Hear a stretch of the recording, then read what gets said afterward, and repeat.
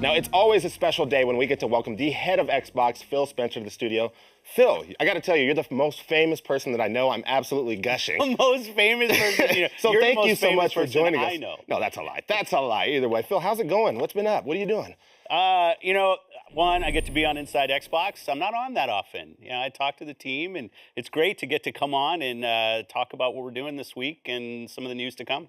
And it's a big week, right? We've got Forza launching. It is. I think people out there know I'm a huge Forza fan. It's great. You know, Playground, a new part of our game studios organization, shipping their first game as part of our teams. And I was looking at some of the review scores this morning. Amazing. I was playing over the weekend. Game is beautiful. It's just awesome to see the anticipation to go and play in England with your cars in Forza Horizon 4. And speaking of which, what's your favorite season to see in England? So far, so I started this weekend on the full game. Yeah, I am in winter. I always like driving in winter because I think it's just fun. Back from Forza Horizon 3 and Snow Mountain, all that is great. But I have to say, autumn is beautiful. Like just the colors in HDR look fantastic. Absolutely. So it's good. How about you?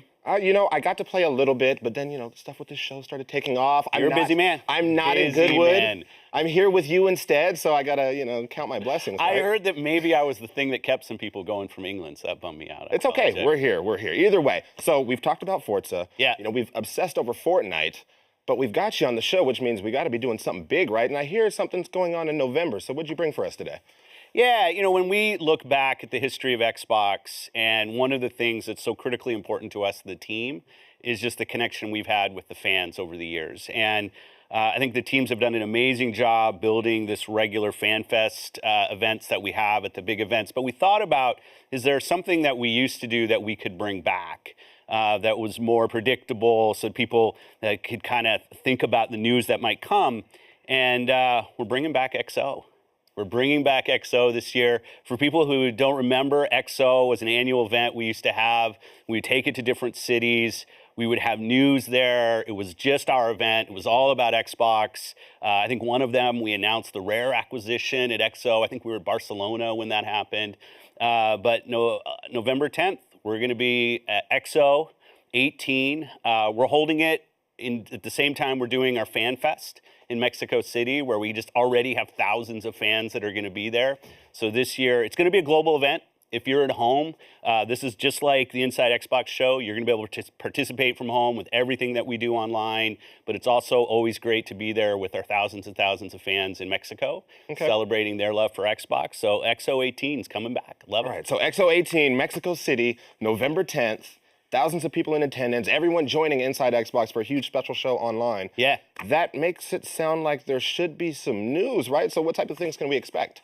Yeah, you know, if you go back and maybe on YouTube somewhere, look at some of the old XOs, we use great third-party support. I think we're going to have that. We'll have first parties show up in a big way. Make sure that we have news there to pop because we know our fans love that. In events, we can celebrate what it means to be an Xbox fan, a gamer, with our great third-party and first-party studios and other things that we can bring. So I think it's going to be a lot of fun. All right, so Phil, I got to tell you, I've got the community chops, right? I used to be that guy that was lined up first in line for everything before these events were around. Now you get free. You don't have to line now up. I get to be on the other side helping plan these events. I'm more so curious, what does it mean for you to be able to put these sort of events on for the fans, and what's your interaction like with people when you're out?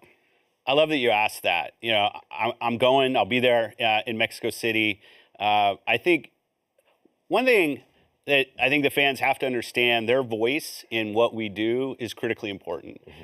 We listen to the feedback that people have, sometimes really emotional feedback, sometimes really specific feedback, sometimes just a feedback about things they love, things they don't love. That interaction, the passion, the commitment that our Xbox fans have had over the years for us is just critical to the product and services that we try to put in front of them. So every time I get to go to one of these events and sit down, or if I'm online playing with somebody and they're telling me, you know, we're listening to their feedback. We can't do everything, and I know that always frustrates some people, but we're listening to the things that our customers have to say. We're always striving to be better tomorrow than we were today with the product and services that we build, and these FanFest events are critical to that. So I hear you talk about the importance of fans, and I know what they've been asking for a very long time. So I'm going to push you for something here. I'm going to see if we can make this happen. I need a piece of news from you. It's great that we have you all the way here, and yes, we didn't get to go to England, but if we have you here, we need to do something big. So what can you tell me? Yeah, one of the things that I've talked about for quite a while, and I get a knock on Twitter every so often of, hey, when is this actually happening, is mouse and keyboard support on Xbox. And I'm proud to announce that's coming.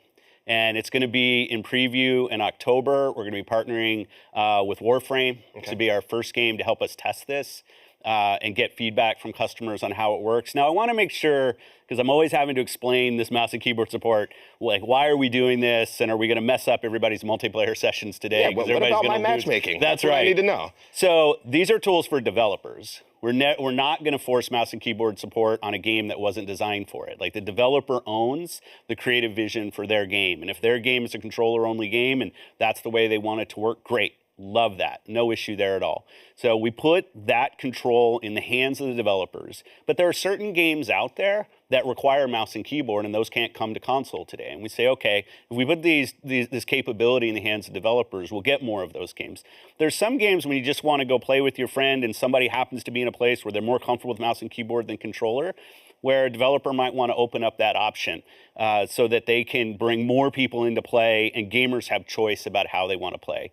In terms of like hopper support and matchmaking support, as you bring up, that's all in the hands of the developers. So if you're a dominant FPS player right now on controller and you're worried that all of a sudden you're going to get swamped because a bunch of mouse and keyboard player are going to get flooded into your game, like, that's not what we're doing. We're putting choice in the hands of the developers about the games that they want to bring. I'm excited about it because I always think when we increase the creative canvas that our developers have to use in order to create games, we always get amazing things. And the feedback that we're getting from developers is great. We're going to have a lot more games to talk about at the XO event that'll be supporting this. So that's just a small thing in terms of mouse and keyboard support, but I know people have been asking about it for a while. That's no small thing. That's great news right there. So from what I'm hearing, just to recap it all, to reel it all back in, this is really something about developer choice. And my experience may change based on game, yeah? Yeah, that's right. And so you shouldn't expect that every game on the platform now supports mouse and keyboard. You know, if the game was originally designed as a controller-only game, that's the way the game works. And your experience as a player is going to be exactly what you had yesterday. It'll be the same tomorrow.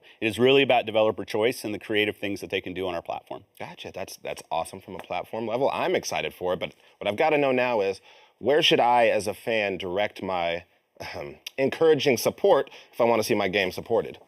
Yeah, I think, talking to the developers for your games is always a great place to start about how you feel. Like, we obviously have our user voice channels. We're in constant conversation with developers that are on Xbox and on Windows about things that we can do to make the platform and your experience better as a player. Our customers are pretty good at finding us and telling us what they think.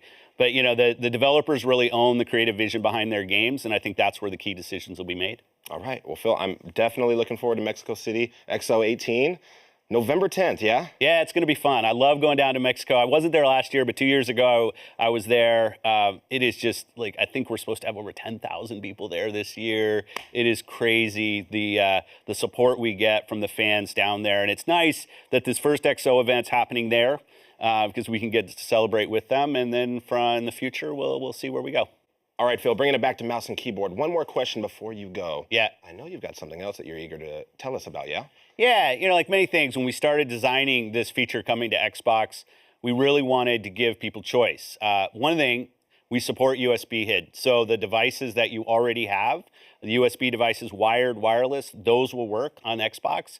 But we said, hey, if we're going to announce this feature, we're going to launch it, we're going to have games coming and support it, let's find a partner out there that can really help build an accessory that I think will be great in this experience. And we partnered with Razer.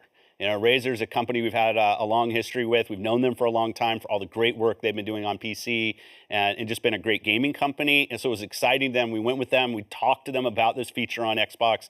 They had some really unique ideas about mouse and keyboard support and how they would design something specific for that environment. I think it's going to be great when the fans get to see what they've come up with. Awesome. Well, Phil, thank you so much for joining us today. It's always a pleasure when we get one of Major Nelson's direct reports to come in here and talk to us in the studio. I hope the boss likes my performance today. And we can't wait for November, so we're excited. It'll be good.